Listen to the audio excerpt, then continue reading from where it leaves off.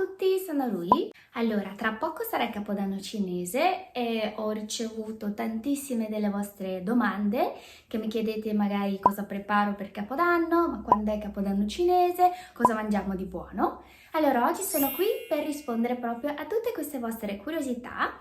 Oggi vi parlo di come viene festeggiato il Capodanno cinese e come ci prepariamo per festeggiare. Siete curiosi?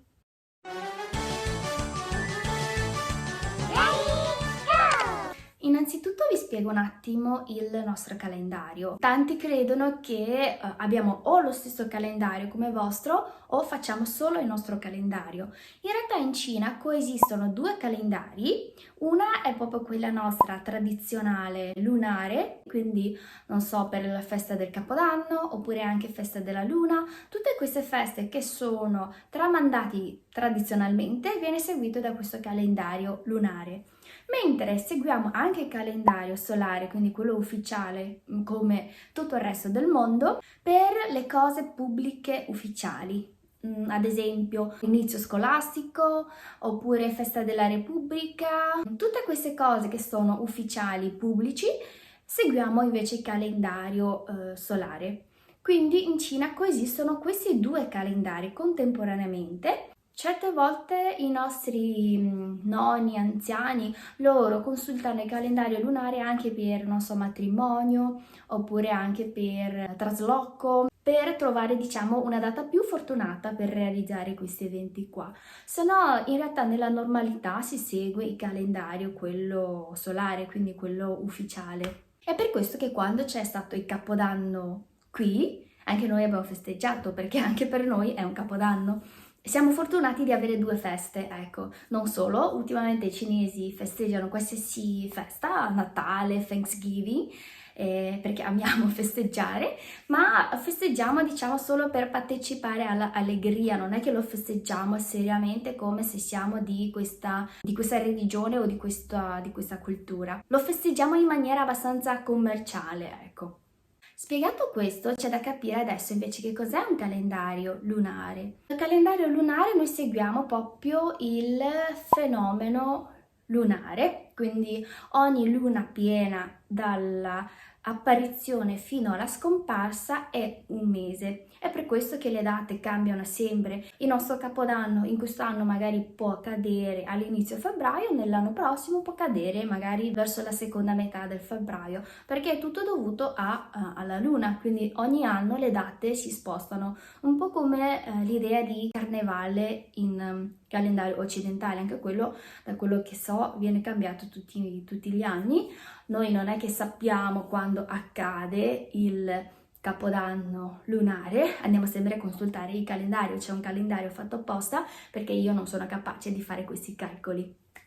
Questo anno appunto il Capodanno accade proprio il 1 di febbraio, quindi dal 1 di febbraio per noi si inizia il nuovo anno del tigre. Questo invece è un anno del bue, quindi finito l'anno del bue arriva l'anno del tigre. Però per il discorso dei segni zodiacali vi parlerò nella prossima puntata, sto già preparando un altro video perché anche per segni zodiacali c'è tantissima cosa da dire, anche un po' di storie legate alla leggenda, alla mitologia cinese, quindi vi parlerò in un video da parte. Oggi ci concentriamo sul Capodanno. Quindi, sapendo la data che è il 1 febbraio, torniamo un po' indietro a capire intanto che cosa è l'anno per i cinesi. Allora, la parola anno in cinese Nian, c'era stata questa leggenda che narra anno è un mostro molto gigante, molto pauroso, che esce una volta all'anno per andare nei villaggi a catturare la gente e li mangia. Per pura coincidenza si è scoperto che questo mostro anno ha paura del colore rosso e dei rumori molto forti.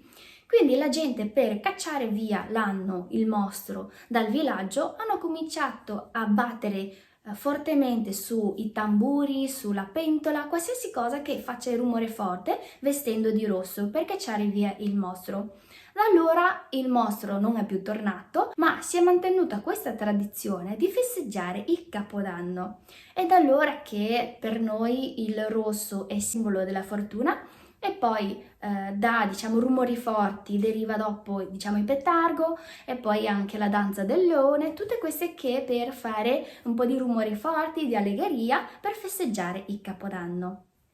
I festeggiamenti di Capodanno in realtà inizia ben prima del giorno 30 dicembre.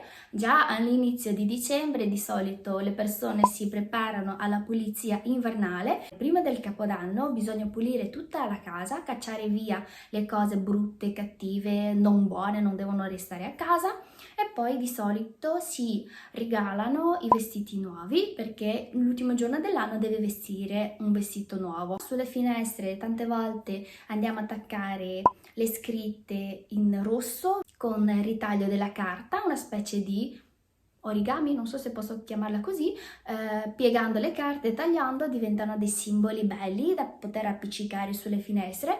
Di solito questa cosa viene praticata non solo a Capodanno ma quasi per tutte le feste, tutti gli eventi di gioia, quindi non so, al matrimonio, queste cose qua si appiccicano sempre questi disegni belli rossi. A parte questi disegni si attaccano sulle porte anche di solito 2 strisce di scritte in carta rossa che viene chiamato Tuilien, che di solito si scrive delle parole di fortuna, ecco, di solito le 2 righe devono essere baciate a rima con sopra alcuni caratteri che definisce, diciamo, il significato in riassunto delle 2 strisce di scritte. Trovo tante somiglianze comunque con Natale di qua, perché anche a Natale magari sulla porta viene attaccato la ghirlanda, si allestisce gli alberi, invece in Cina in questo periodo di Capodanno vedete le porte decorate di queste tuilie, magari attaccano anche simboli del dio della ricchezza sulla porta, poi le strade sono allestite di lanterne, di luci rosse, comunque atmosfera molto allegra. Se passate dai Chinatown in questo periodo, non so, tipo anche quello di Londra, quello di Parigi, anche loro cominciano a allestire con un po' di lanterne rosse da tradizione cinese. Dopo tutte queste preparazioni si arriva finalmente al giorno del Capodanno. E qua si parla anche tanto di cibo. Vabbè, in realtà anche già dall'inizio di dicembre ci sono già dei cibi tipo la Pacho, che è un conge ricca di tantissimi cereali, di 8 cereali, 8 tesori, per simboleggiare proprio la ricchezza, l'abbondanza del cibo in data 8 dicembre. Ma i cibi più importanti vengono mangiati durante il Capodanno. Innanzitutto si mangia solo le cose che portano fortuna. Cercate di non mangiare o almeno non dire le parole che comportano magari la sfortuna. Quindi si mangia il pesce, che il suono del pesce, yu, è simile all'abbondanza, all'avanzo, alla rimanenza per dire che questo anno è pieno, quindi ce n'è abbastanza per tutti da rimandare anche fino all'anno prossimo. Si mangia mandarini, la pera perché le parole di queste 2 frutta messe insieme suona a un augurio di ricchezza, di fortuna, quindi taci, da lì. E poi cibo di eccellenza per simboleggiare Capodanno proprio sono i ravioli per quelli che vivono al nord e gnocchi cinese per quelli del sud.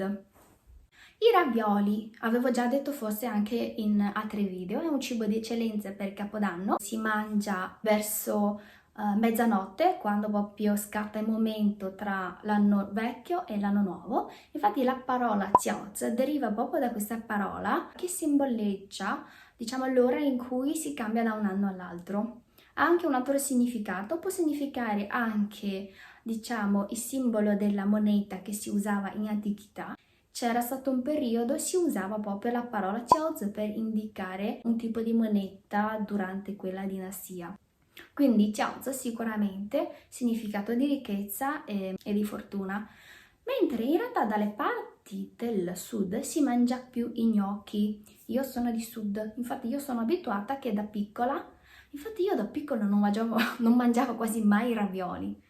Ho avuto i miei primi ravioli quando sono arrivata in Italia a 11 anni, oh mio Dio, adesso mi sono resa conto di questa cosa, perché noi di sud mangiamo i gnocchi per Capodanno e non facciamo neanche così tanto spesso i ravioli. I miei nonni non sanno neanche fare, sì, sono cresciuta con i miei nonni quando ero in Cina I gnocchi si prepara comunque all'inizio di dicembre, si raccoglieva il riso nuovo, infatti il gnocchi di riso si fa solo con la farina di riso, non si aggiunge la farina di grano, se no non sarebbe più gnocchi di riso, sarebbe un gnocco di farina grano, ok? Ma si raccoglieva il riso nuovo e si portava da questa fabbrica, un laboratorio, non so come chiamarlo, comunque piccolo, artigianale.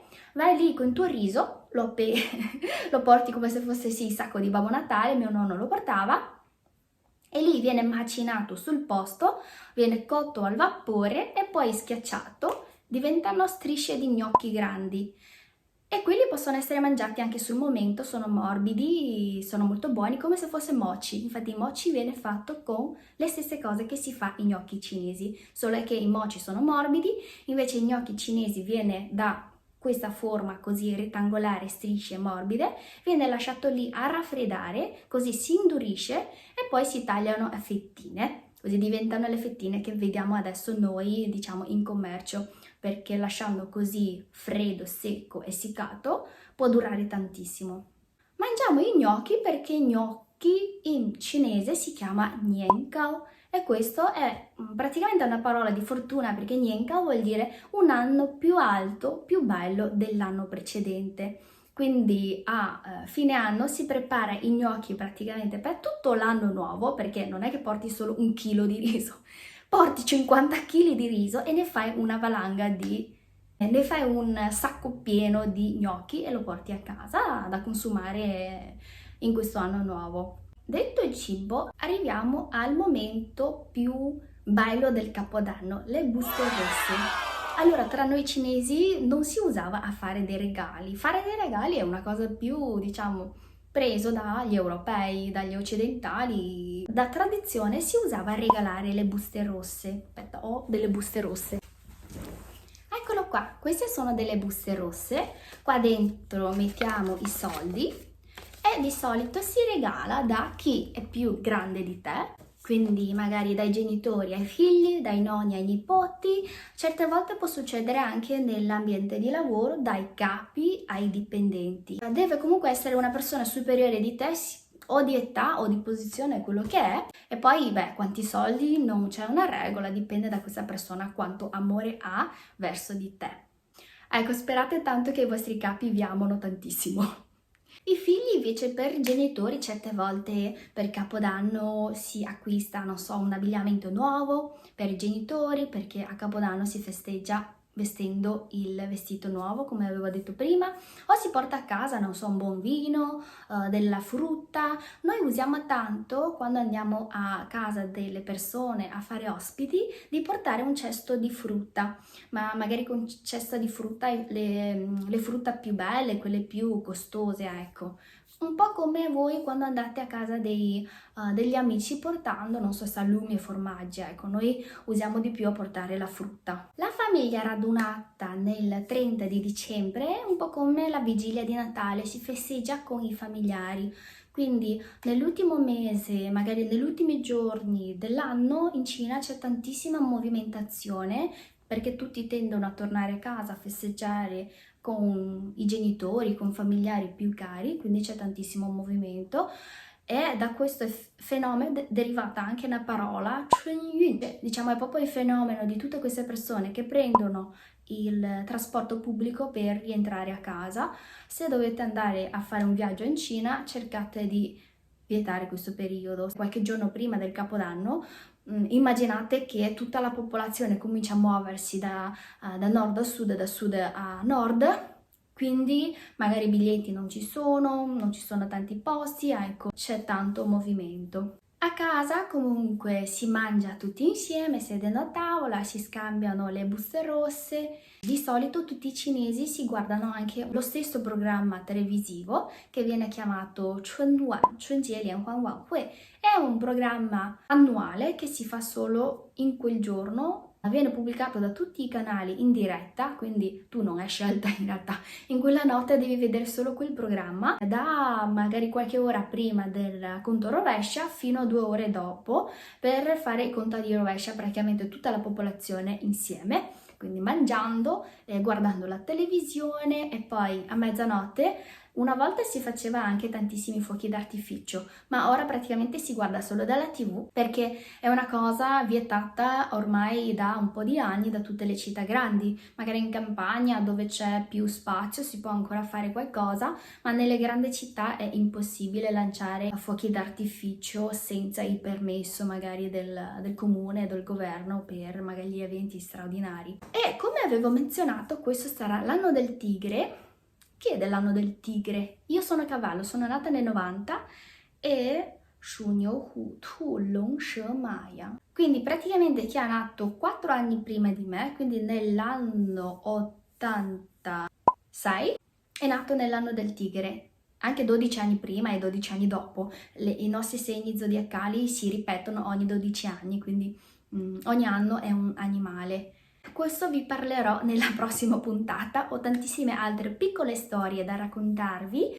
Invece per il video di oggi finisce qui, vi auguro anche buon anno cinese che accade il 1° di febbraio, farò una cenone comunque di nuova casa perché sapete noi cinesi amiamo festeggiare, festeggiamo qualsiasi cosa e soprattutto il capodanno cinese, quindi per forza lo devo festeggiare e ci vediamo nell'anno del tigre.